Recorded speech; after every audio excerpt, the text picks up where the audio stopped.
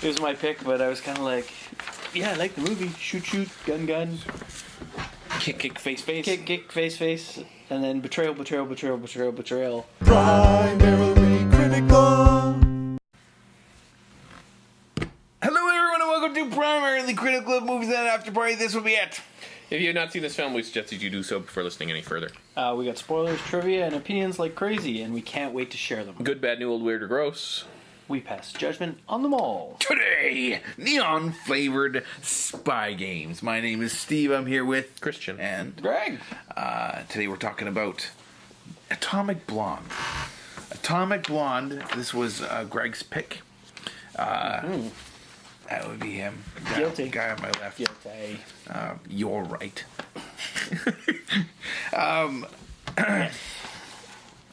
Yes, Atomic Blonde. Man. Wow. I don't know enough about the fall of the Berlin Wall. Because he was 9 years old. Because I feel truly horrible for saying this. I don't know enough about that chunk in human history, and it made me feel sad throughout the whole movie. I'm like, I couldn't immediately know what exactly they're up against when they're on this side of the wall or whether they're on that side of the wall. Mm-hmm. And do you guys face that same problem? You had yourself a problem immersing yourself in that situation? No, I've read spy books. Okay. Spy movies. Or spy novels. Okay.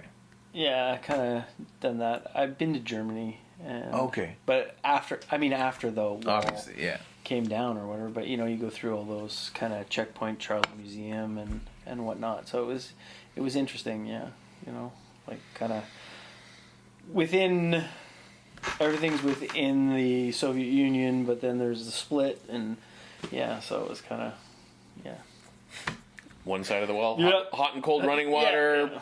food wherever you want to buy it, other side of the wall. But I mean, none of those things. That's Hong Kong now, right? Like, so whatever. Next week we'll come at you from Germany. No,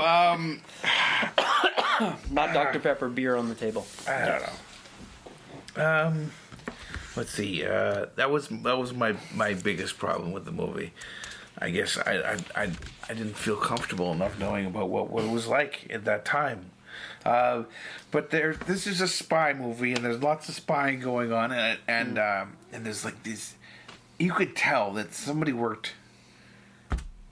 You know what? In all these movies, Atomic Blonde, Bon Cop, Bad Cop 2, and Underworld, they all seem to have somebody in the background who cared deeply about the movie.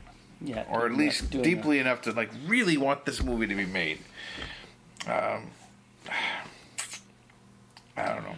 I think the tough part is getting back, because when you watch a movie and it's current or future, because future they paint the picture and you just follow along. And current, you're like, well, I'm living this, so I get it. But in past, you got to kind of go back and, they take away all the things that you used to. Like, there's no Twitter, there's no Instagram, and now you're going back to, like, this guy's got a fucking phone in his shoe, or whatever, right? Yeah, Right. There's barely cell phones, and this guy has a transmitter that follows this lady around inside her jacket all day long. Which, at that time, would be something like being the first person with, all kinds of crazy tech, right? Yeah, that would be like $1 million a piece CIA only technology that the common person has never seen or heard of. Yeah, and it must have been really hard for them to make East Germany look like East Germany. Yes. I mean, I spotted there was a Humvee down one alley, and first of all, it would never fit. And second of all, they were brand new and they hadn't made it. They hadn't made it to Germany. Yeah. They weren't used there, but they were like, we need some sort of military jeep. We'll put a Humvee down the alley. Yeah, we can't get one of those old ones. Yeah. We can't afford it or whatever. But they kept it all dark. Like, I noticed that too. Like, when you're on the other side of the wall, it was very dark and dreary, almost Gotham-esque. Yeah. Right? But, of course, from where we are sitting, you're supposed to perceive that as being the bad guys, right? Like the other side of the curtain was the bad, or so. Supposed to be, yeah. Oh man. Where did she get a wheelbarrow of ice every night? Yes. They have an ice machine. Back in the day, in the McDonald's hotel. would fill up your cooler, but if she's on the east side, there's no McDonald's, right? Well, she was in the west side. The Neon Hotel was in the west side. Oh yeah, well there you go. So she just rolled up to McDonald's, they fill it up, and then fill like, it no up. problem. Of course, in German, like In her Trabant, and she said, "Fill a trunk with ice." and then the Trabant broke in half. There was no point in the movie where she was dressed subtly. Yeah, I did notice that. Yeah. She's a spy. there's a lot of spycraft in here that pissed me off. She gets burnt leaving the airport. Yes. Someone knows exactly where she is and who she is and where she's going. She goes to the hotel anyway. Yeah. She stays in a different room though. She was supposed to stay in room 16. She stayed in 76, which is a spy game. Yeah. Spycraft. Yeah. She's not in the room she's supposed to be. But James, How dare she? James McAvoy, the dude who plays David Percival, he tracks her down anyway. Yeah, well. He plays anti-spycraft. Yeah. He's a spy. He's a Of course spy. he's gonna find her. He's a spy. And he loves Berlin. Yeah. His last words. I love Berlin. Yeah.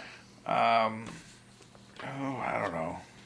Now, okay, the whole point of the movie is based on this list, this fabled list of spies and their shady dealings. Every clandestine officer and all their shady deals. It is an atomic bomb of information that could extend the Cold War for 40 years. Quote, unquote. And I don't get it. I didn't get what was the importance of the guy with the watches? Everybody went to see him. I don't know. He sits there behind his cabinet. He's putting secrets into the watches, right? Yes. Yeah. Yep. I think. But yeah. You just That's all you need to know. You just hit the nail on the head. He put the secrets in the Put watches. secrets in the watches. Yeah. But for who? For what money? For why? No, he wasn't Spyglass. He's No. he's the freelancer. It would make more sense if he was Spyglass. Probably, yeah. Yeah. But he ends up dead, doesn't he? Spyglass? No, the watchmaker. Nope. No, everybody. No, he's like a you're right. neutral. Yeah, he's the neutral guy. Kind of gives everyone their info. Everyone just like, okay, well, we can't touch him because he won't give anyone information. Yeah. That makes sense. He didn't make he didn't make any sense. Yeah. Yeah, he was. I don't know. Anyway, did we nail down who Satchel was? The double agent whose name would have been on the list had the list ever made it out? Was it Charlize Theron or was it? It did make it out. It did make it out. Yeah, It was just as Johnny. It went to America. yeah. Yeah, that's the whole point. Triple agent. Triple agent. Yeah, Yeah. she was working for the Americans the whole time. Yeah. Well, everybody's working for everybody So except who they said they were working for. Right? Yeah. Like, She was pretended to be with the Soviets. Through most of the movie, we thought she was with the Brits, but she was actually American. And then Percival is British, but working for the Soviets. Or, I guess he's technically working for himself. He's working for himself. He's working. himself. Yeah, he's working for himself. Yeah. In the Soviet Union or the East German side of it. And she ended Berlin. up going over there anyways to get revenge. And the list. Yeah. Right? Yeah, and then there was a French spy who was a little naive, a little too naive for my taste. But Delphine. yeah, I don't know, man. There's a quote in the movie I really liked. It says, "You can't unfuck what's been fucked," and that's said by David Percival. Yeah. And he says that a woman he knew had told him that, and he was using it to give advice to another spy. Mm-hmm. He was kind of a bastard. That dude Percival, wasn't he? Yeah. Yeah. Yeah. Definitely. But I mean, I like when you go into this movie and you dig into it, right? Yeah. Like, you gotta think a little bit about trying to follow the trail of who's what and where and the list, But then you've also got that. It's like just when your brain's ready to shut down and be like, I don't know anymore. Then they're like, oh wait, hold on. You need an action scene just to cleanse your palate. Cleanse your palate. And and then you see like 6 or 7 people die, and then we have a wardrobe change into something less conspicuous. No, wait. Check More, that. the other More thing, conspicuous. the opposite, yeah. Yes. Yeah, like a red dress. Let's go with a lower black or a higher cut black lower dress. front. And lower. Yeah. So I mean, The fight scenes were glorious. yes, Oh my yes, God. Killed a half dozen people with like a garden hose or an extension cord or something. Dude, getting out of the airport, she stilettos a guy. Yeah. Like just with her heel. Yeah. Flips the car and then crawls out. Take me to my hotel. It was glorious. Man, I said not that long ago, 2 weeks ago, I said that Underworld had good fight scenes. Atomic Blonde had crazy good fight scenes, and you didn't have to worry too much about running out of bullets either. I was gonna ask about the reloading. Yeah. Yeah, because he didn't use guns very often. No. Or They emptied them and then grabbed more of the guns that were on the floor from the dead people. The dead people, yeah. I did like the like her escape from that apartment down the stairs. Oh yeah. With trailing the soon to be dead spyglass. Man. Yeah. Yeah. There was a Wilhelm scream. Are you familiar? Yeah, with I did hear Wilhelm? it. I did hear that. Somebody went over a balcony wall or something. It was when the cops were raiding that apartment that she had been searching, and it was just before she jumps out the window and swings back. And anyway, one of the cops dies, and he's the one that goes, "Ow!" and he dies. Yeah. Anyway, it's very distinct But it's yell a that a lot of classic movie scream, makers like to use because it's free public domain or something Yeah. like that. Yeah. And it's distinctive. Anyway, what else? I was going to say, she manages to get a whole bunch of people in a parade to open umbrellas. Right. Did I miss how she did that? She it was Percival's like assistant she was talking to, and she was like, "Hey, have you made all the arrangements?" And she's like, and he went like, "Yeah, it's all done." And Percival was like, "What are you talking about? You'll see." So she made other plans with Because she didn't trust anybody, yeah, and rightly so, because there was someone set up to get him. yeah, to snipe him. Sniper. Yeah. Did you notice all the church bells? No. No. There was like Montreal levels of church bells in this Okay. movie, and I don't know if there was significance because it seemed to break apart certain events. Is there a lot of church bells in Germany? You've been there. that again, I didn't notice that. Were there either. were there a lot of church bells in 1980 whatever 6? I think when it comes to Europe, it's pretty safe bet that there's a lot of churches. Man, You'd be correct there, because that's It's just- exactly. Holy Church. Let's go check out some architecture. How about that church over there, or that church over there, Or that one, or oh wait, that one. Yeah. what's that off in there? Oh, a castle. Oh, and right next to it, a church. Your church. Yeah. So Well, around this place, The church inside of it. if you spit, the splash will hit 3 7-Elevens. And Yeah. in Europe, you spit, and the splash will hit 3 churches. yeah, pretty much. That's pretty accurate.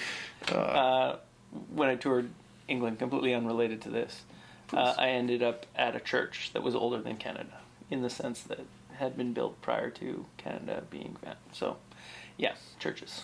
Yeah, I'm not surprised. I'm not surprised. We're pretty young in the grand scheme of things. But 7-Elevens and Slurpees, yeah, baby, If that we got that. we should unlock.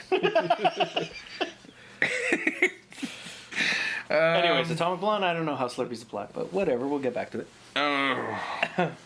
We can get into trivia. Well, I mean, Trunk of Ice melts down, Slurpee, there you go. Snow Cone, Slurpee. There's the connection. oh yeah, Yeah. there's the connection. Mm-hmm. Win.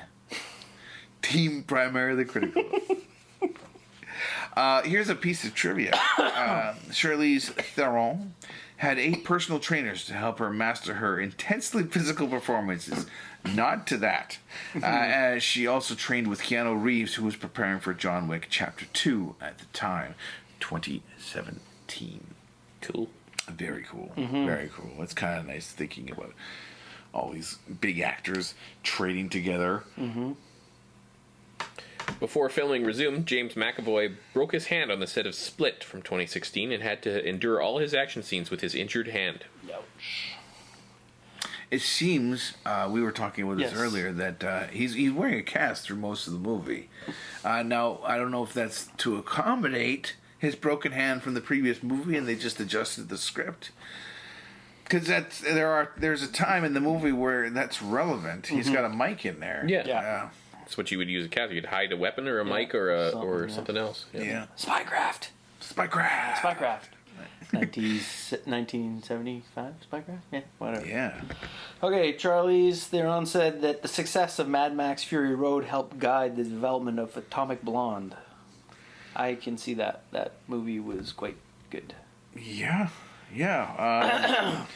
I'm a big fan of Fury Road. I know that Christian is as well. Yeah. What about you? Yeah. Yeah, I have a hard time finding somebody who didn't freaking love that movie. Anyway, Charlize Theron obviously had such fun that she wanted to make Atomic Blonde. I think she was she really tried to make this happen for a long time. Anyway, David Leitch. Not David Lynch. David Leitch's first solo credit as a director. Also, after co-directing John Wick. Oh, back to John Wick again. With Chad Stahelski. That's not bad. That'll do. They know what It checks out. That'll do. Yeah, it worked. Good job. That'll do, Steve. That'll do good. That'll do big. Yeah.